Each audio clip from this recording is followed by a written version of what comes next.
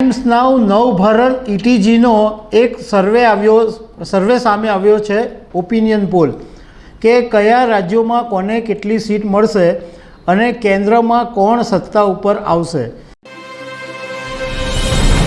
નમસ્કાર દર્શક મિત્રો, લોકસભા 2024ની ચૂંટણી હવે નજીકમાં છે અને ટાઈમ્સ નાઉ નવભારત ઇટીજીનો એક સર્વે સામે આવ્યો છે, ઓપિનિયન પોલ, કે કયા રાજ્યોમાં કોને કેટલી સીટ મળશે અને કેન્દ્રમાં કોણ સત્તા ઉપર આવશે. તો આ સર્વેની જે ડિટેલ છે એ તમારી સાથે શેર કરીશું. મારું નામ રાજેશ શાહ છે અને તમે જોઈ રહ્યા છો ખબરછે.com. દર્શક મિત્રો, ટોટલ સીટ કોને કેટલી મળશે એની તો હું તમારી સાથે વાત કરીશ, પણ પહેલાં સ્ટેટ વાઇઝ આપણે જોઈ લઈએ. મહારાષ્ટ્રની અંદર ટોટલ 48 સીટ છે. એમાંથી એનડીએને 34 થી 38 સીટ મળી શકે, જ્યારે ઇન્ડિયા ગઠબંધનને 9 થી 13 સીટ મળે અને અન્ય જે પાર્ટીઓ છે એમાં 0 થી 1 સીટ મળી શકે. ગુજરાતની અંદર 26 લોકસભાની બેઠક છે અને ગુજરાતમાં બધી 26 બેઠકો ભાજપને મળશે. ગોવાની અંદર ટોટલ 2 સીટ છે. એમાંથી ક્યાં તો બંને એનડીએને મળે, ક્યાં એનડીએને 1 અથવા ઇન્ડિયા ગઠબંધનને 1, એવી એક શક્યતા છે. હિમાચલ પ્રદેશની અંદર ટોટલ 4 સીટ છે. એમાં એનડીએને 3 થી 4 સીટ મળે અને ઇન્ડિયા ગઠબંધનને 1 સીટ મળવાની શક્યતા છે. તમિલનાડુની અંદર ટોટલ 39 સીટ છે. એમાંથી એનડીએને માત્ર 2 થી 6 સીટ મળી શકે, ઇન્ડિયા ગઠબંધનને 29 થી 35 સીટ મળી શકે અને એઆઈડીએમકેને 1 થી 3 સીટ મળી શકે છે. કેરળની અંદર એનડીએને 0 સીટ મળે અથવા બહુ તો વધારે 1 સીટ મળી શકે, જ્યારે ઇન્ડિયા ગઠબંધનને 18 થી 20 સીટ મળશે. આંધ્રપ્રદેશની અંદર ટોટલ 25 સીટ છે અને અહીંયા આગળ વાયએસઆરસીપી એને 21 થી 22 સીટ મળે અને ટીડીપી પ્લસ જેએસપીનું જે ગઠબંધન છે એને 3 થી 4 સીટ મળી શકે, એનડીએને 0 સીટ મળે એવું આ સર્વેમાં કહેવામાં આવ્યું છે. તેલંગાણાની અંદર ટોટલ 17 સીટ છે. એમાં બીઆરએસને 2 થી 4 સીટ મળે, એનડીએને 3 થી 5 સીટ મળે અને ઇન્ડિયા ગઠબંધનને 8 થી 10 સીટ મળે, અન્યને 0 થી 2 સીટ મળી શકે છે. કર્ણાટકની અંદર 28 સીટ છે. એમાં એનડીએને 22 થી 24 સીટ મળી શકે અને બાકીની જે 4-5 સીટ છે એ ઇન્ડિયા ગઠબંધનને મળી શકે. નોર્થ ઇસ્ટમાં આસામને છોડીને કુલ 11 સીટ છે. એમાં ઇન્ડિયા ગઠબંધનને 7 થી 9 સીટ મળી શકે અને ઇન્ડિયા ગઠબંધનને 1 થી 3 બેઠક મળશે. આસામની અંદર ટોટલ 14 લોકસભા સીટ છે. એમાં એનડીએને 11 થી 13 સીટ મળી શકે, ઇન્ડિયા ગઠબંધનને 0 થી 1 અને અન્ય પાર્ટીઓને 0 થી 1 સીટ મળે. આસામની અંદર ભાજપે એવું નક્કી કર્યું છે કે જે સીટ શેરિંગ કર્યું એમાં કે 11 ઉમેદવારો ભાજપ પોતાના ઉતારશે અને બાકીના જે 3 ઉમેદવારો છે એ એમની જે સહયોગી પાર્ટીઓ છે એમને સીટ આપવામાં આવી છે. હવે વાત કરીએ કેન્દ્ર શાસિત પ્રદેશની. એમાં દિલ્હી અને લદ્દાખને બાદ કરતાં કુલ 6 સીટ છે અને આ જે 6 સીટ છે એમાંથી 3 થી 5 સીટ એનડીએને મળી શકે અને 1 થી 3 સીટ છે એ ઇન્ડિયા ગઠબંધનને મળી શકે. ઉત્તરાખંડની વાત કરીએ તો કુલ 5 સીટ છે અને આ 5 સીટ એનડીએને મળી શકે છે. પશ્ચિમ બંગાળની અંદર ટોટલ 42 સીટ છે.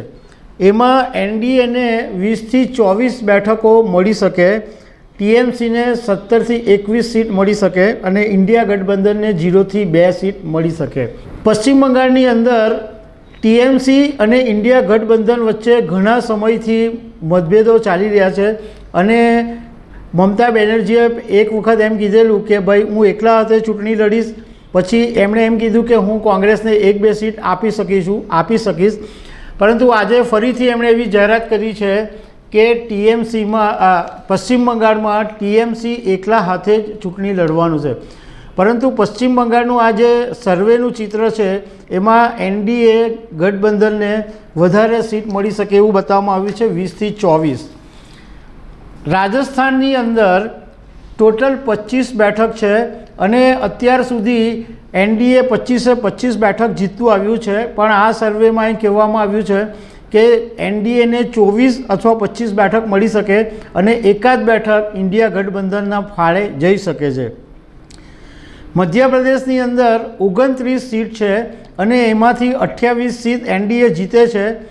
આ સર્વેમાં પણ એવું જ કહેવામાં આવ્યું છે કે એનડીએને 28 બેઠકો મળશે અને એક જે સીટ છે એ ઇન્ડિયા ગઠબંધનને મળી શકે છે.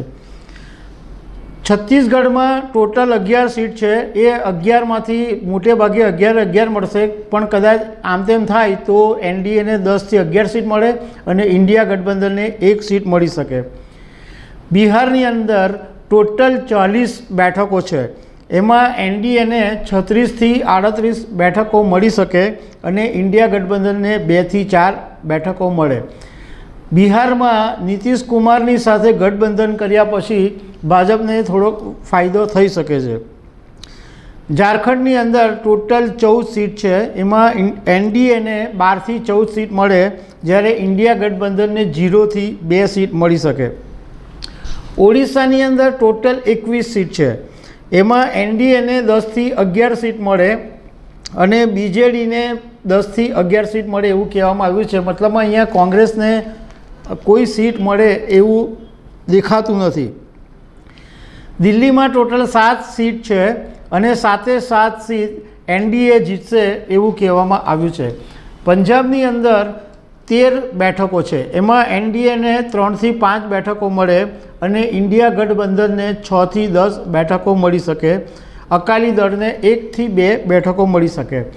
હરિયાણાની અંદર ટોટલ 10 બેઠકો છે, એમાં એનડીએને 9થી 10 બેઠકો મળે અને ઇન્ડિયા ગઠબંધનને 0થી 1 બેઠક મળી શકે છે. જમ્મુ કાશ્મીર અને લદ્દાખ એમાં ટોટલ 6 સીટ છે, એમાં એનડીએને 2થી 4 સીટ મળી શકે, ઇન્ડિયા ગઠબંધનને પણ 2થી 4 સીટ મળી શકે. હવે સૌથી મહત્ત્વનું જે રાજ્ય છે અને દેશનું સૌથી મોટું રાજ્ય છે ઉત્તર પ્રદેશ, એમાં સૌથી વધારે બેઠકો છે, ટોટલ 80 બેઠકો છે અને એમાં એનડીએને 72થી 78 બેઠકો મળી શકે અને ઇન્ડિયા ગઠબંધનને 2થી 6 બેઠકો મળે અને કદાચ એકાદ બેઠક બહુજન સમાજ પાર્ટી એટલે કે બીએસપી લઈ જઈ શકે છે. હવે મૂળ વાત કરી કે ભાઈ આ જે આખો સર્વે છે એની અંદર જેમ દર વખતે આ સર્વેમાં કે ઓપિનિયન પોલમાં સામે આવે છે કે હિન્દી બેલ્ટ છે એમાં ભાજપનું વર્ચસ્વ છે, એટલે હિન્દી બેલ્ટની અંદર વધારે સીટો મળે એવું બતાવવામાં આવ્યું છે.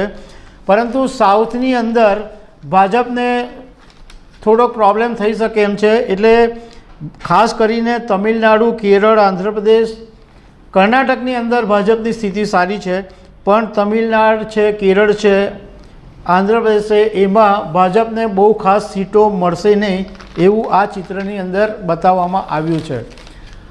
હવે ભાજપે આ વખતે અબ કી બાર 400 કે પાર એવું નારો આપ્યો છે, એટલે એનડીએના ગઠબંધનમાં 400 કરતાં વધારે સીટ મેળવશું એવો ભાજપનો દાવો છે અને ભાજપ એકલા હાથે 370 બેઠકો મેળવશે એવું ભાજપ દાવો કરતું રહે છે. હવે આ ટાઈમ્સ નાવ નવભારત ઇટીજીનો જે સર્વે છે એમાં એમ કહેવામાં આવ્યું છે કે લોકસભાની ટોટલ 543 બેઠકોમાંથી 358થી 398 સુધી એનડીએને બેઠકો મળી શકે, જ્યારે ઇન્ડિયા ગઠબંધનને 110થી 130 બેઠકો મળે. વાયએસઆરસીપી એટલે જે આંધ્રપ્રદેશમાં અત્યારે સત્તામાં છે એમને 21થી 22 સીટ મળે અને બીજું જનતા દળને 10થી 11 બેઠકો મળે અને અન્ય અપક્ષ અને નાની નાની પાર્ટીઓ છે એ 11થી 15 બેઠકો મળી શકે છે. તો દર્શક મિત્રો, આવી અનેક વાતો સાથે અમે તમને મળતા રહીશું. Thank you very much.